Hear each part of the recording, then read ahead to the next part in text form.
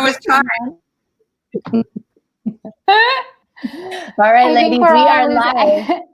I think we're all losing it over here in California. Where's our California teacher friends? Raise your hands. Ah! Our state is on fire. Our, first responder firefighters are out there working so hard.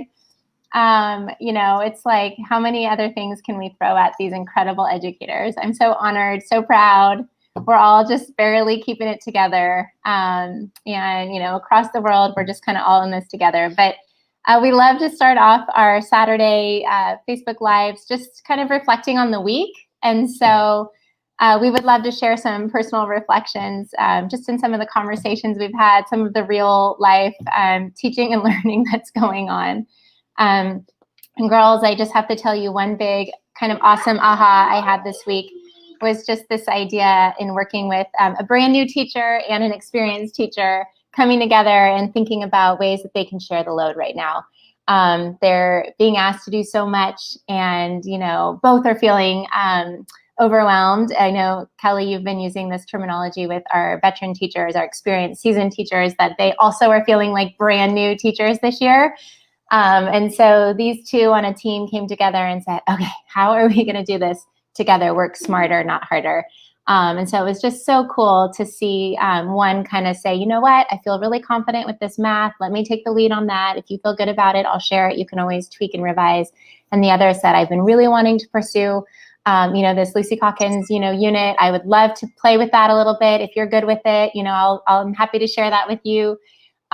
So just in thinking about the overwhelm and all of the stuff that we're trying to do right now, I thought it was a great moment to see these two come together and just share their strengths and to say, this is what I want to work on. Are you good with that? It was just awesome. So kind of amidst all the crazy, it was a nice positive. That's awesome. Let's help each other out here. Yeah, that's a great thing. I'm going to interject with a quick silly story. Lisa, can I tell the silly story? The one we were just talking about? This is the best, you guys. This is a funny story. So one of our teacher friends that we work with sent us a text on a group thread the other day. And she said, okay, I am making videos for my kids. And she's got glasses on. And she just I look like a great teacher. I'm on the camera. And it's like 115 out here. It is smoldering. There's fires. It's musty outside. So when she was in her home and made the video, she was wearing a tube top. And when she took a picture of herself on the video and recorded the whole thing, she realized, oh my gosh, I look like I have nothing on. I cannot post this to my classroom. She had to remake the whole video, put a different top on. And then she sent us the side-by-side. We just think she's hysterical. We thought it would be a funny meme to put out there about the whole teaching. And we have to laugh, right? We have to laugh at that. We're in our home, a tube top, just trying to get the work done, not thinking about it. It's really hot. It's the weekend. She's making a lesson. That definitely goes with that whole idea of do I work from home or do I live at work? That's definitely the, oops, I think I'm living at work moment. We're all hot and sweating, but we got our sweaters on today because we need to have everything. We're not going to leave anything to. These are hot and smoldering. That's a whole new smoldering story. I think you're giving me the perfect segue to talk about what I would like to share this week, and that is you don't know until you're in that situation, and so it's sort of letting go of that little bit of control where you can't be prepared ahead of time for all of this. You are learning on the fly, and you have to pivot instantly. And I am really happy that my friend Kathleen Whitworth is watching today. Hi, Kathleen, because I'm really honored that she invited me to be a guest teacher in her class. And for all of you who are coaches, administrators, helping teachers, my number one tip to you, get inside these classrooms and be a guest teacher. And it will change you. It'll change the work you do. So I appreciate that, Kathleen. I can't wait to come back to your class. But I had a big aha from being there. And my aha is everyone needs a plan B. When we are at school, we have fire drills. So if something goes wrong, there's an emergency, we know where to meet outside. Now think about this. You're in your Zoom Hangout. No one can get in. Something went wrong. And so where is everyone and how do I communicate with them? What is your plan B? What is your, meetup site? So if something does go wrong, where can you post information very quickly? And I think that that is something that you need to actually walk your kids through when you start doing your Zoom sessions. Actually take some time and say, all right, if your Wi-Fi goes out, go here and you can post a comment and let me know. One of the hardest parts about being a guest teacher was watching some of the students have really, really big questions, and you could just see their faces. They were really confused about what I was teaching, and I could not understand them because their Wi-Fi wasn't strong enough for them to speak. And so I kept saying, you type the comment, and then I could see them typing one letter at a time. I mean, I'm talking little kids, 8-year-olds. Yeah. And it was, I really felt for them because by the time they finished typing, the Zoom call was over. And so having a plan B for your students is really a good thing to have. So I'm going to tell everyone I know.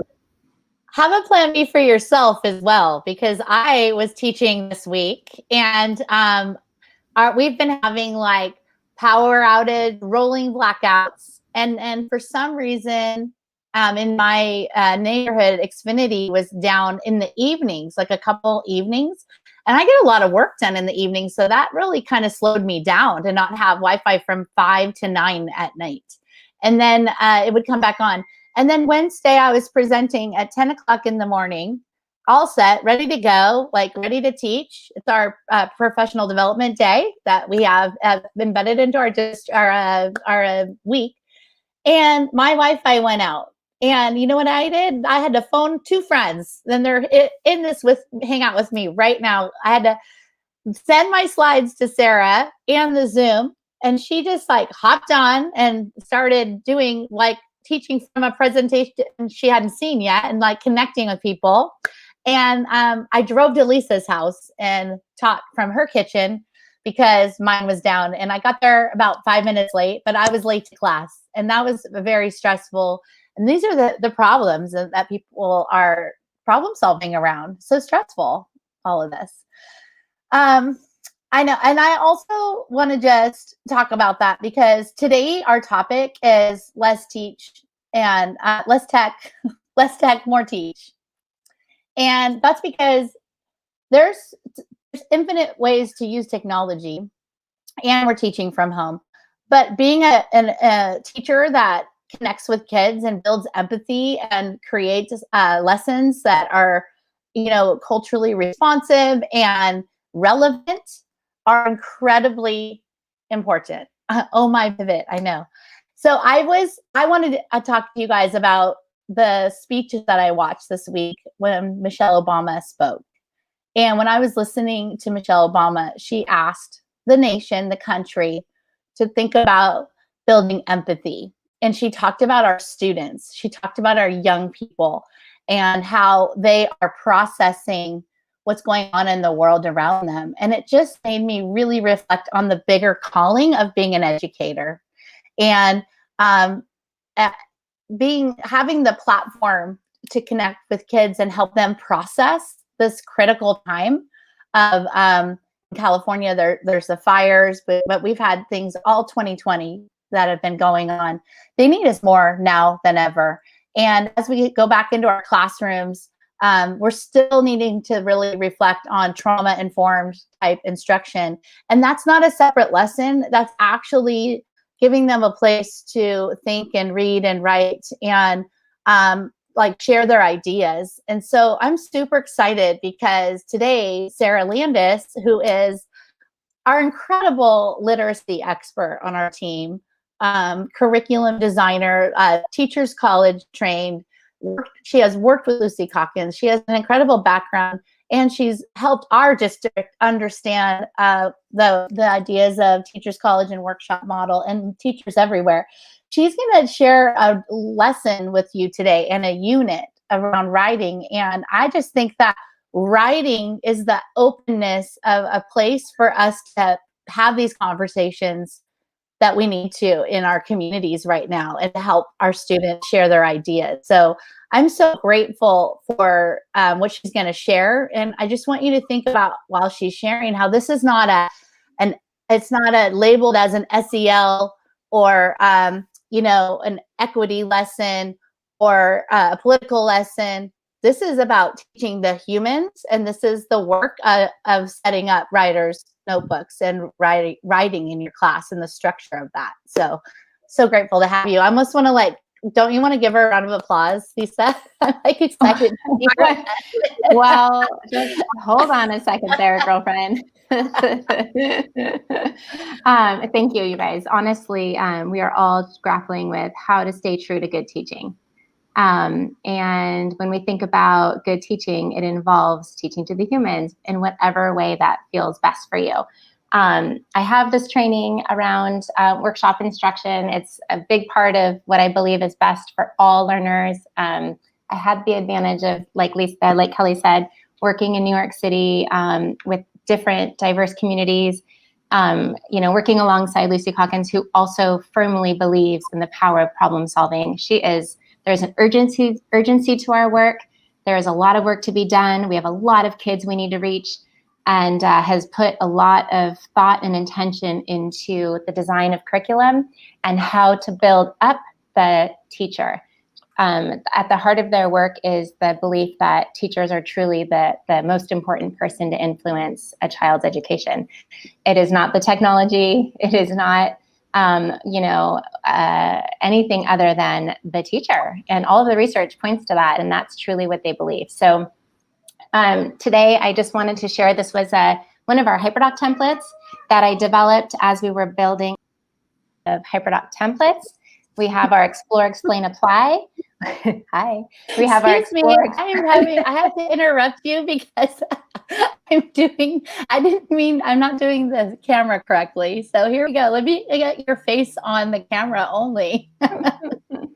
Just give it a second here. Why is it going to me? Okay, hold on. Please hold. I almost kicked you out for a second here, Sarah. Hold on. That is okay, girlfriend. We are all learning. Here we go. Goodness. Just modeling. Here's my real life teaching right now. I don't usually drive the thing here. Solo layout. There you are. Yay. Okay. Thank you, audience, for helping, giving us a moment. Okay, so I just want to share with you all, if you visit hyperdocs.co, under Find Templates, you can open up into some of the templates that we've built for you all. And we have our basic Hyperdoc lesson. We've got our Explore, Explain, Apply, which is the most simple and yet transformational template that you may begin your teaching with. We built out a 5Es, and then of course I went to work to create a workshop model template because I so firmly believe in the pedagogy that's packed into that philosophy and that model of teaching, and we've got a hero's journey. So once you open up the workshop model template, it looks like this, and I'm always happy to see people on here. That makes me so happy that teachers out there are using these resources that we've compiled for you all. And what this has the parts of the workshop model built in. But the idea is that as you build a lesson, you might be building it following the pedagogy. So the first part is let's make a connection with kids, connect the content to previous learning.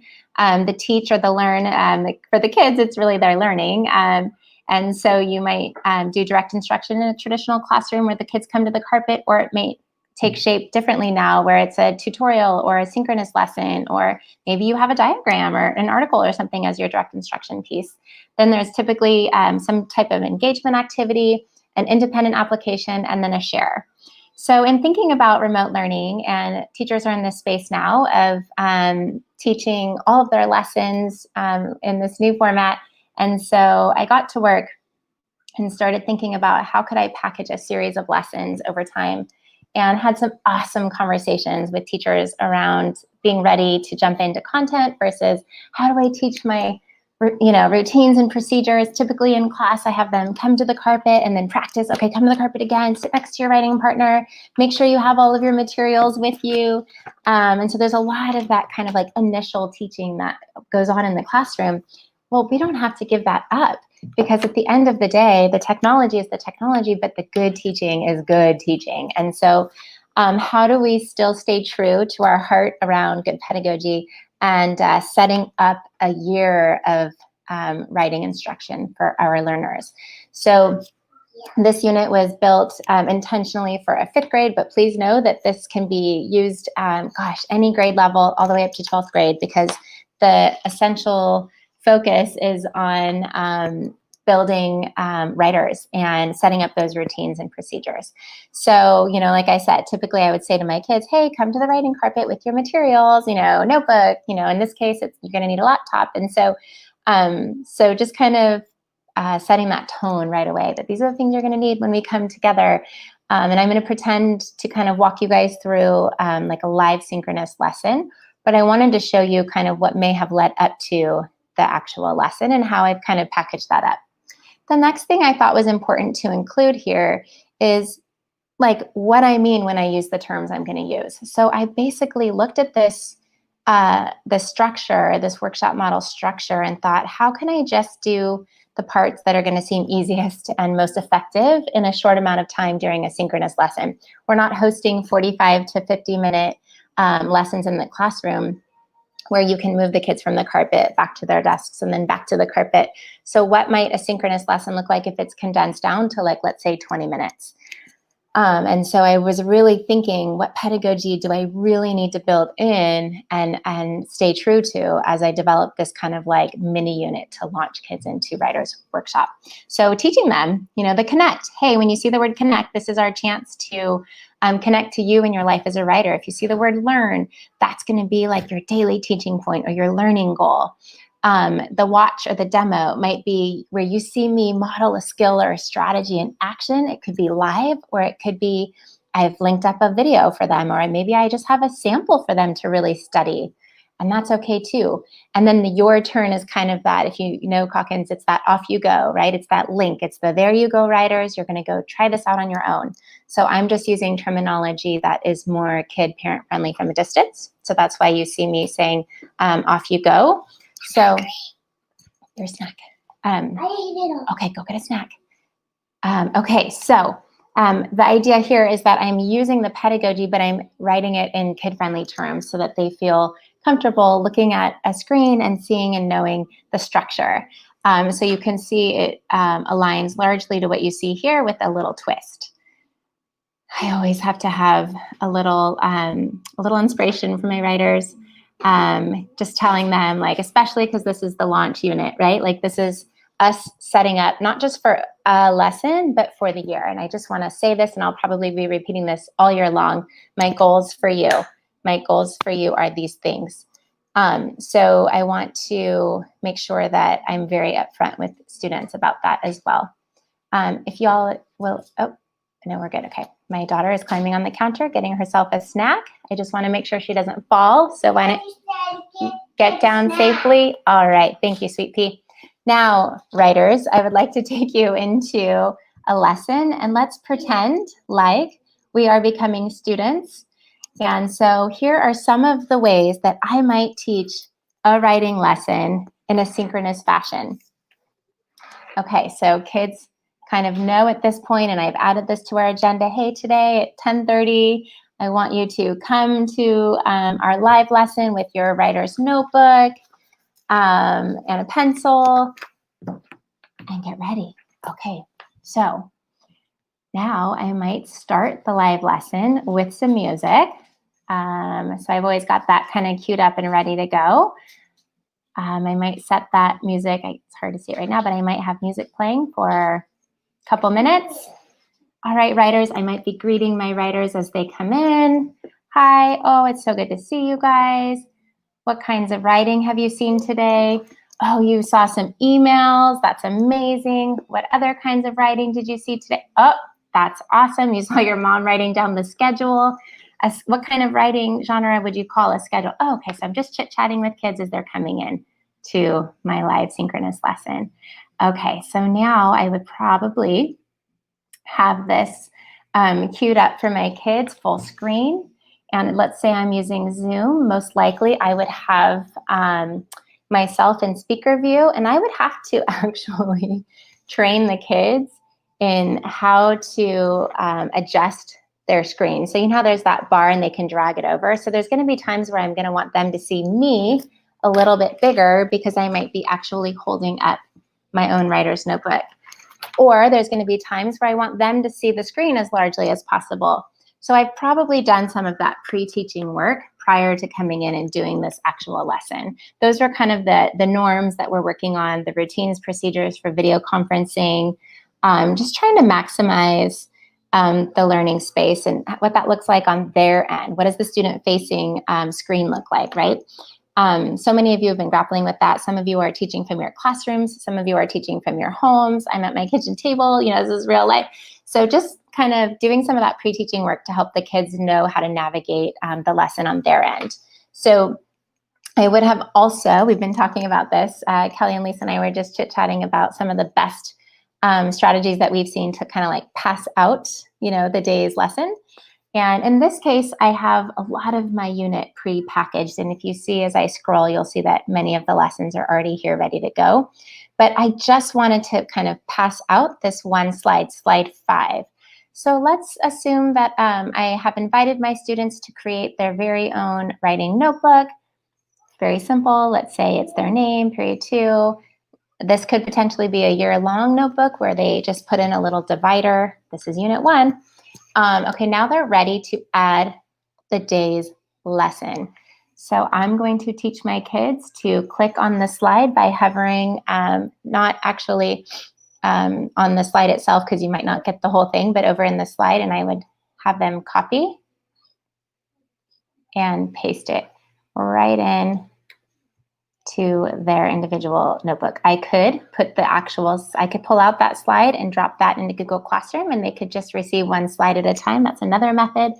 I hear there's some new workarounds, possibly a new extension or app called Slip and Slide. So you teachers are going to find your best way to pass out your lesson of the day. But for me, I think that it might be nice to just pass out one slide a day to help with that executive functioning piece and kind of narrow the focus a little bit. So, all right, writers, you're in, you've got your notebook ready to go. Now what I want to do is walk you through the parts of this lesson. And if you're working with younger students, you might have these parts numbered. You might say number 1, number 2. So I know for me as a workshop teacher that I always start with my connection. Super important to start a lesson out with the connection. And that's the pedagogy piece that I will stay true to. So in this case, I've linked up a video. Boys and girls, let's watch this video. This is a student who's a writer just like you. Kelly, you're going to love when you see what this is.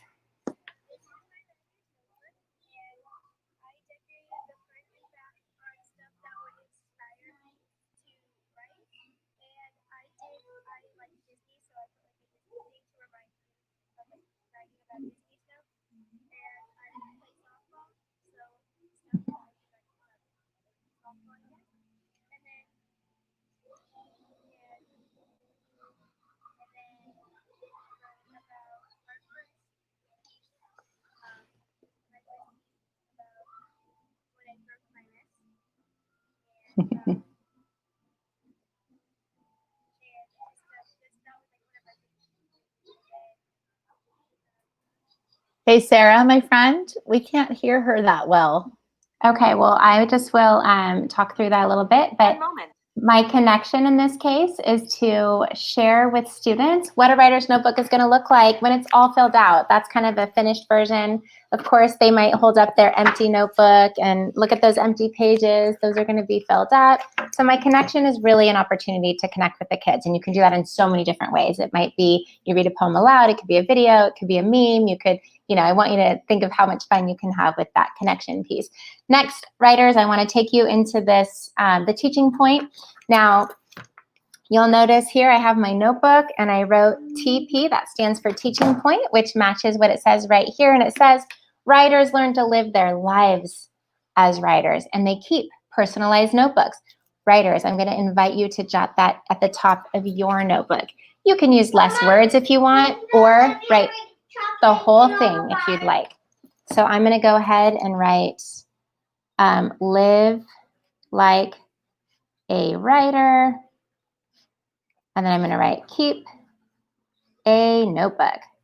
So that's actually a synthesizing strategy. If I invite students to not write the whole thing, I'm teaching them how to take notes and how to choose the most important words and ideas. So I might then hold that up for kids to see. All right, I think we're ready to go. I'm going to wait a minute. Oh, it looks like, whatever. So this is going to be a little bit awkward as we get used to teaching online and not being able to see. I might do a grid view in order to see all my students, have them hold it up. Give me a thumbs up if they're ready. Go ahead and put the date in there. So what I'm trying to do is model some of the same great practices and teaching that I believe is going to be essential for the whole year in teaching my writers workshop. I invite you all to, I'm just talking to you as a teacher right now, but to go slow, to go fast. You don't have to jump into your content or your narrative writing right away, but this is a practice that's always important to my classroom. I'm also setting a tone for blended learning. I don't want my students writing digitally all the time right now. I want them to have some de-screen time. So in setting up the actual writer's notebook, I'm sending the message to my students and families that it's okay to step away from the notebooks or from the laptop sometimes. All right, boys and girls, you've got your teaching point all written down. This is amazing. Now I want to show you how I might do that, and I kind of just showed you that. So this notebook is such a special place, and I want to just read this poem to you.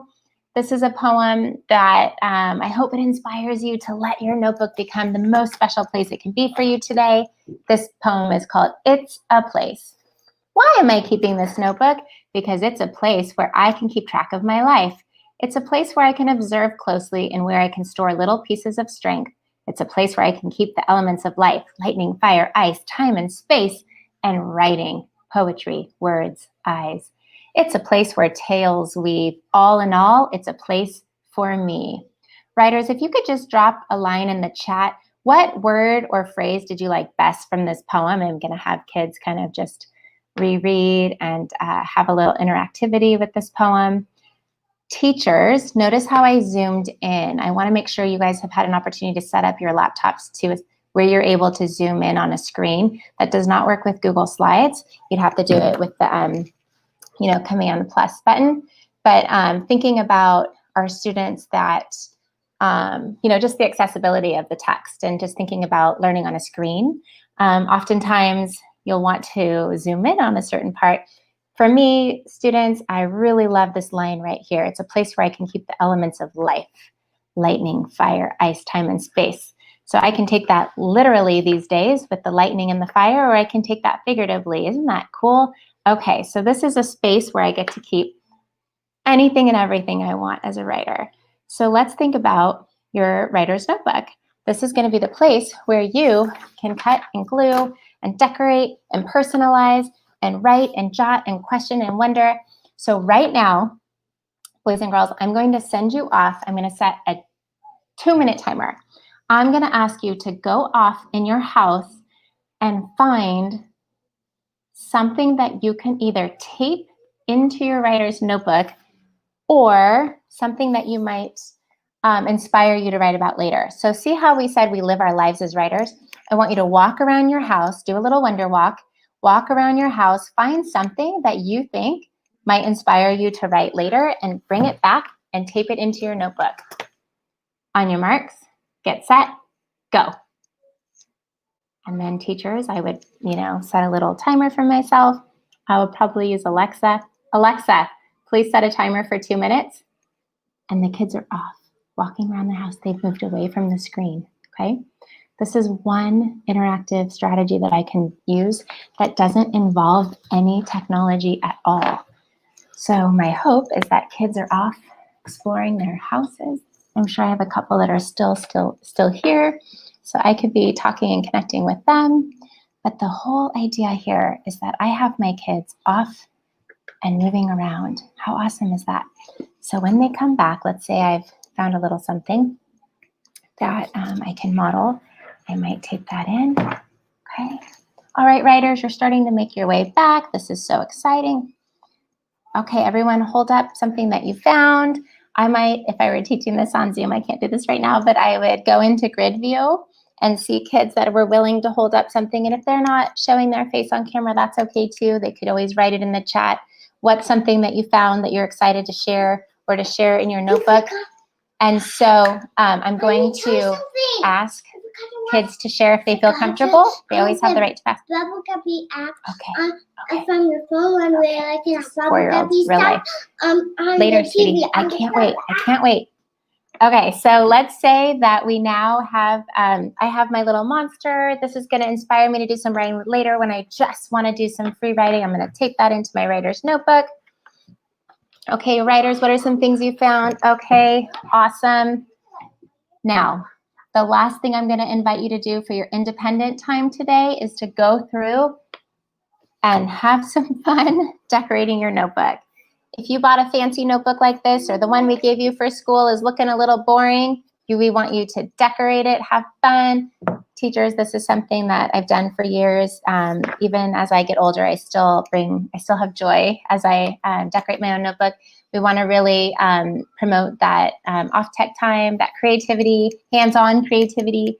So I might say to students at the end of this lesson, I cannot wait to see how you decorate your notebooks, and I hope that the next time I see you, you'll feel comfortable to hold that up and share that with us.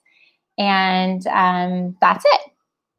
So one of the things I want to share with you guys today as well is that as a teacher, I can jot my notes down below in order to remind myself, did I hit on all of the key points in that lesson? So in this case, I really wanted to show, see, I didn't quite get to everything. I wanted to show how to write the date, how to go page by page, and how to write the teaching point at the top. So I typically would have those notes for myself as the teacher to make sure I hit on those points as I'm demoing my lesson. So hopefully you got a little glimpse into what a short and sweet lesson might look like as you're teaching from this writing little mini unit, but zooming in on one lesson at a time. So kids had their own here. We could easily be teaching our little learners to use this blank piece of paper, the speaker notes, as a piece of paper. So I might, get them used to saying, questions for the teacher, or they could be taking notes while I'm teaching here. They could be doing it in their notebook. By designing a digital space for kids to revisit and having their actual notebook, we're providing options for them, right? So if you're a type of learner that needs to sketch and draw here, you can. If you need to type and take notes, our kids are learning how to learn right now, I think like never before. So as often as we can, we want to provide options for them on how to be in charge of their own learning. So hopefully that gives you guys a little glimpse into what one lesson might look like. Now you can see that this happens to be a mini unit that I've kind of fleshed out a bit the next day, and I would put the date in here. Here's the connect, that learning piece, and things that I plan to teach during that live synchronous time, and then the your turn component where it really invites that in your notebook. Jot about what you need to do in order to do your best writing, and I have my little timer ready to go. Next is really, I want to talk about partners and that partner work. We're in a whole new partner situation. So what does that connection look like? I've got a video, fun YouTube video clip about partnership. So you can see that I've built out this little launch mini unit, but the idea is that each day I would zoom in on one of these and take about 20, not even 10 to 15 minutes of time to do that. And the question too, I know one of the things that we've been talking a lot about, Kelly and Lisa and I, is thinking about how do we invite the students to speak? How do we invite the kids to get used to that quiet learning time where you just turn on some music, sit quietly and wait to see let the kids write in their notebook? And this is just like a launch lesson, so it's hard to see what that might play out like later when you get into the content. But all right, you guys, you've got 15 minutes. I'm going to set the timer for 15 minutes, and you'll be jotting. I'm going to have music playing, but I'm here for you. So as questions come up, because that is exactly what would be happening in the classroom, right? The kids would go off and work, and then I would circulate, or I would sit at my desk to do my writing. and they would come and ask questions as needed. Sarah, I just wanted to chime in there too, because that was a huge aha for me, just to be quiet in your Zoom and just be there. And then you pretend like you're working, but you're like looking at the camera, like trying to. Oh, yes. It's weird to get used to, but it's so comforting for the kids to then know you're there, and all of a sudden they'll come back and their hands raised or whatever, they have a question. And it's really getting into that personalizing that instruction, really teaching instead of just throwing assignments at them. So thanks for modeling that so much. I know that everybody is ready to start using the functionality of breakout rooms and small groups, and we're so eager to do that. But I've been really conscientious of like starting the year off with that right away, because kids might not be ready to be thrown into a space and be expected to talk and share. So it's okay to do a little whole class, like a longer whole class moment in this way as kids start to get ready. I've been getting a lot. Oh, go ahead, Cal. I just wanted to say I appreciate the tactileness of the movement that was in your lesson, of having the paper in front of them and still connecting with them and inviting them to move around their room, their home. It's very inclusive the way you delivered that lesson.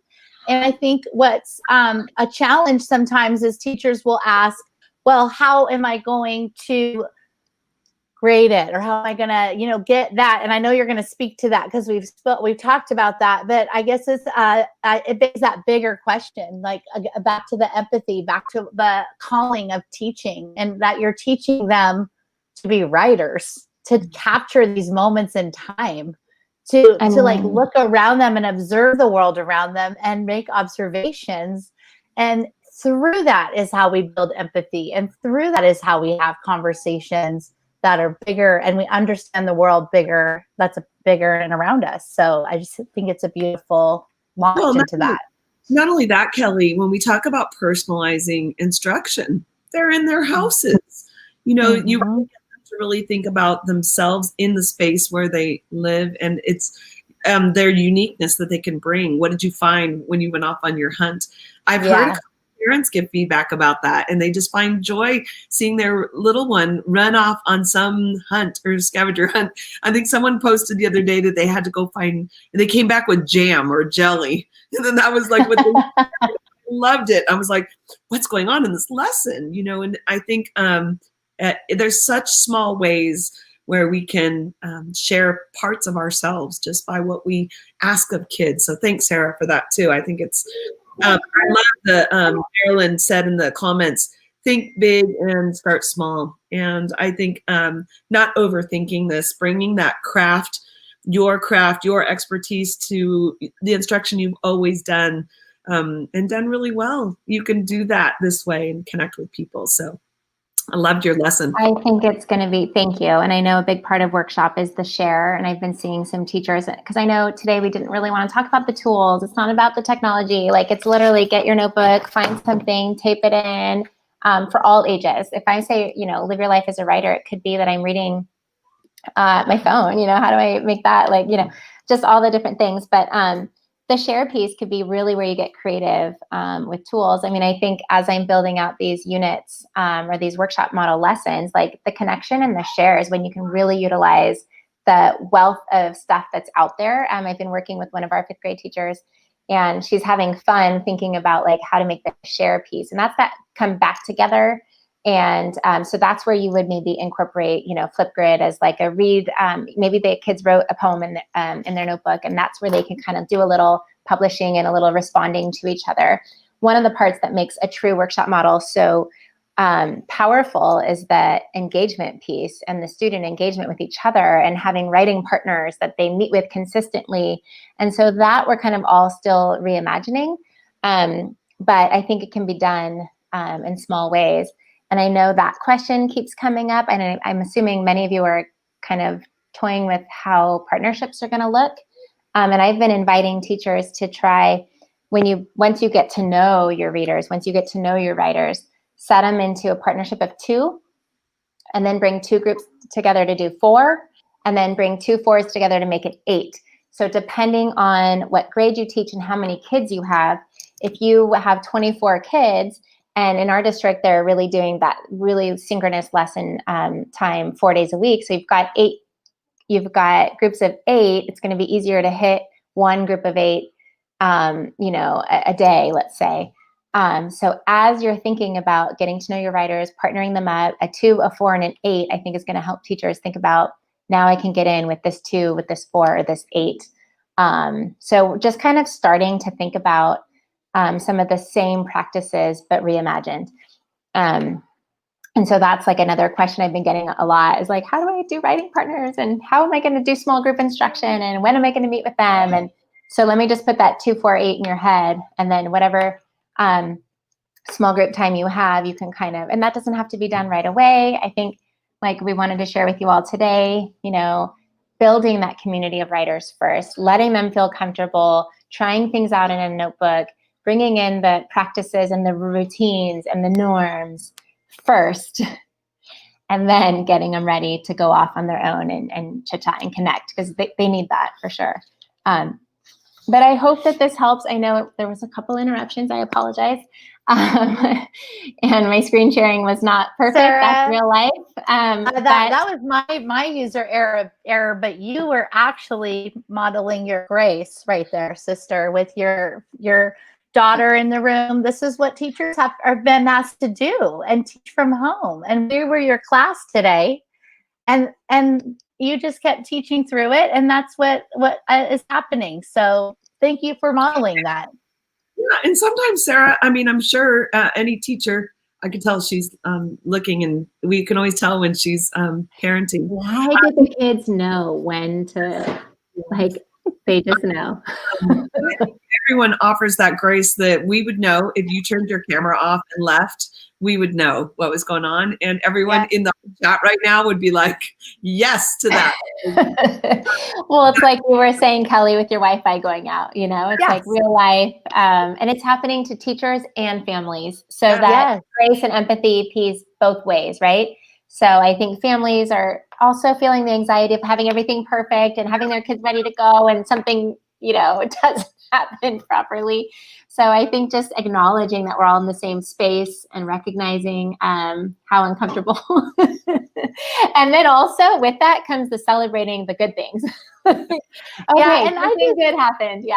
Yeah. And I just want to thank you for doing that, because this is not a recorded, we're not like a polished recorded webinar or something. This is teachers on Saturday reflecting about teaching and learning and what it looks like. So you just I think really helped a lot of teachers hopefully hit the reset button. If you've been throwing a lot of technology at your students, maybe you need to hit the reset button and think about how to bring in some other strategies that can get moving around. Sarah just modeled a really special way to do that, and how that can make you feel more in your happy place as a teacher as well. I mean, didn't you see Sarah just light up when she started to, okay, writers? It's just like she's in the room again. And that's what we missed. I have chart paper. I should have got it. And then, I mean, our teachers have been amazing. Some of them are able to go into their classrooms to use, like we have our teacher, Kristen, who's just done a phenomenal job and that's what we wanted to share today, is just stay true to who you are. Stay true to the pedagogy, the good teaching that feels comfortable with so much changing around you, and trying to stay on top of everything. Just look inward and say, this is what I believe in. I believe in a notebook. I believe in having time to write every day. I believe it's like I believe in developing a community of writers. I believe that every child has a voice, and it might not be that I can hear them unmute their microphone so that I can hear them every day, but they can have a voice here, and then they can share their best work with me later. I just staying true to your beliefs and values, I think, as a teacher, and not letting the tech get in the way, but finding ways to really amplify your values and the students' voices and whatnot. So thank you so much for reminding us of that. Yeah, so important. Teachers, one of my favorite conversations was with a teacher who's been teaching for over 25 years and feeling demoralized, with her craft that she's been bringing to students for so many years. And we just talked about pull a computer up to your screen and just do your magic, and your kids will feel it. They will connect with you around that, just like we connected with you, Sarah. So thank you. Well, thank you so much. Inspiring to see. One of the things I wanted to add too is that I had a great conversation with a teacher the other day about demo lessons. And, we in our district really believe, and I learned that from Teachers College as well, is just getting into each other's classrooms, trying the work.